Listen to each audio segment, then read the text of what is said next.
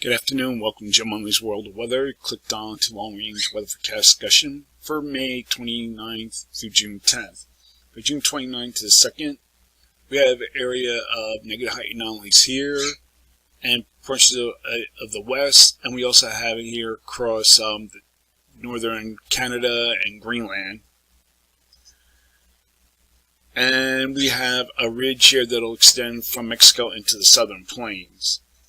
And subtropical storm Alberto is forecast to move north through the weakness between the two ridges. We have a ridge here off the southeast and here, and Alberto will move in between there and move northward. Concerning Alberto, this is the latest satellite imagery. You can see here's the center of circulation. It still looks rather disorganized. Most of the activity here is to the east, and that's predominant of a subtropical storm. But some models are saying it could become a hurricane before landfall in the northern Gulf. But there are several things that are working against it, and that is dry air intrusion here. Also, slow mover, because the longer it sits over one spot, it causes upwelling of cooler water temperatures. And second of all, there's some shear that's pushing the convection here to the east. So that's things to be watched. Here's the latest position as of 1:45.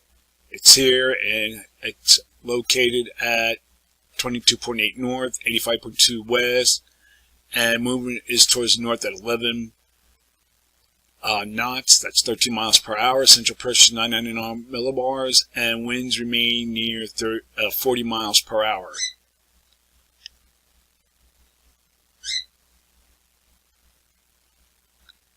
Another thing that we're going to be watching, this is getting back to the regular forecast.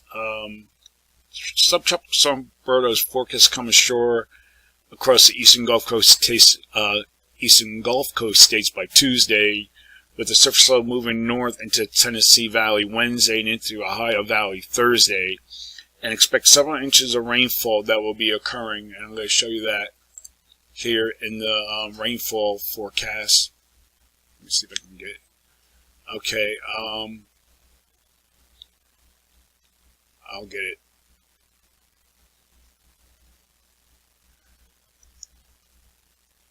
Now, what you're looking here is the European, and you can see here's the maximum rain.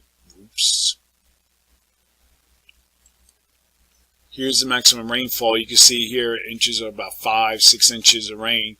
This will be spreading into the southeast. So this is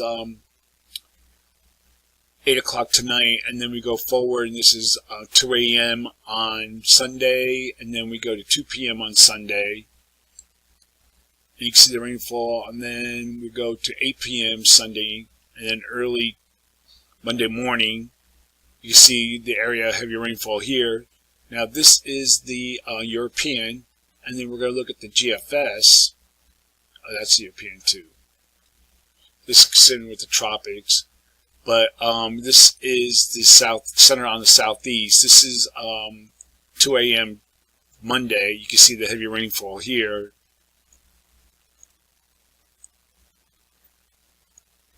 And then I'm going to go forward. You can see the heavy rain. And now we're looking at I think this is a GFS. We'll go back a little bit. Okay, we'll go back to 2 a.m. tomorrow morning. And then we go forward. And you can see the maximum rainfall is here. We also have heavy pockets of heavy rainfall here across the southeast. And I think a lot of the rainfall will be enhanced by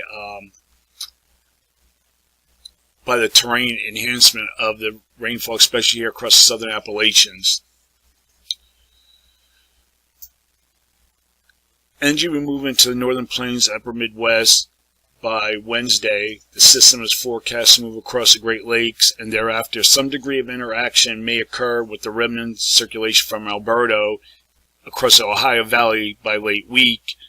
and it remains unclear whether Alberto will be fully absorbed in the northern stream or not, and an outcome which will likely have implications on the rainfall across the Ohio Valley and the Midwest. Another thing I want to look at here, hold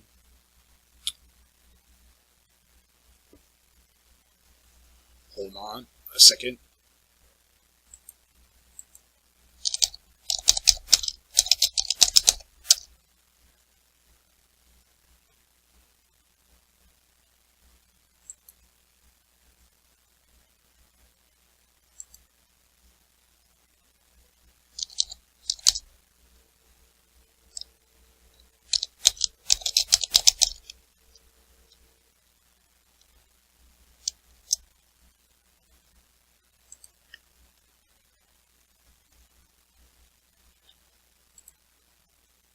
I want to look at the radar here, which I've been trying to get. I keep losing them, but I'm going to get them back. Here's the current radar. I'll lower this size. This is default size.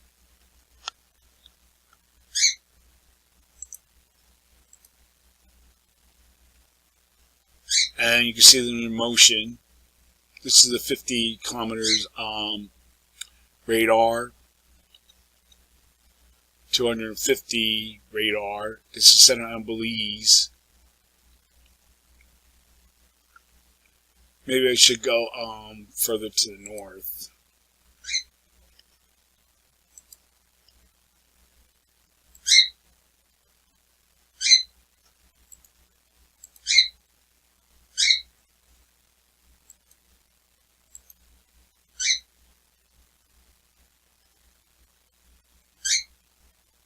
Okay, forget that. That's not working. Okay, so these are the radars I want to show you. Finally. And we're going to look now at the period for June 1st to the 5th.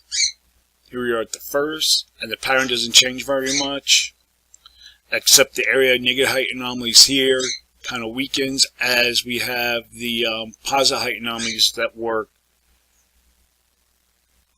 builds into Greenland. You'll see that as I go through the days here. See, look north here, you can see it's starting to build westward. And here at the 5th, and then we take a look at the rest of the models. Some show more than others. We have still a ridge here off the southeast. We have a ridge across southern plains, above normal heights across much of the nation.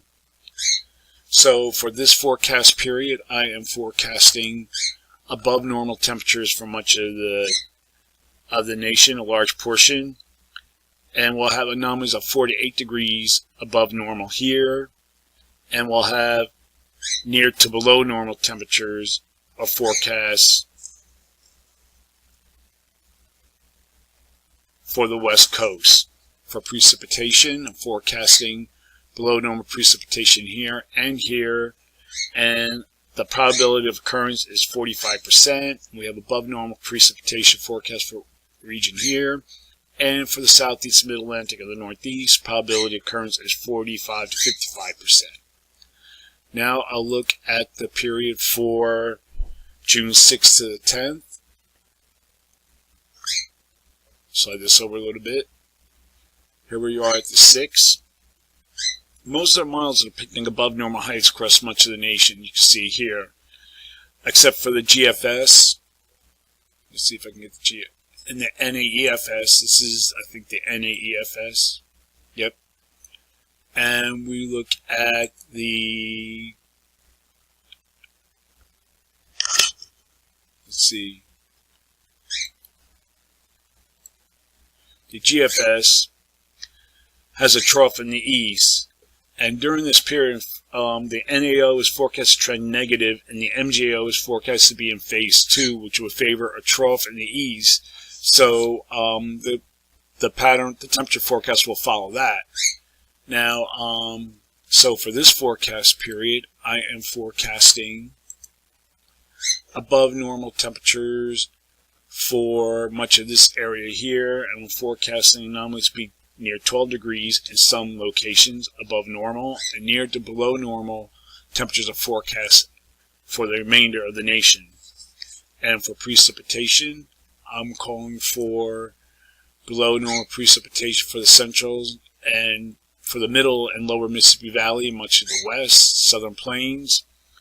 And the probability of occurrence is 35 to 45%, and we have above normal precipitation here. And for the southeast, mid-Atlantic, and the northeast, probability of occurrence is 45 to 50%. So that's the long-range weather forecast discussion for May 29th through June 10th. Thanks for coming to Jim Munley's World of Weather, and have a good day.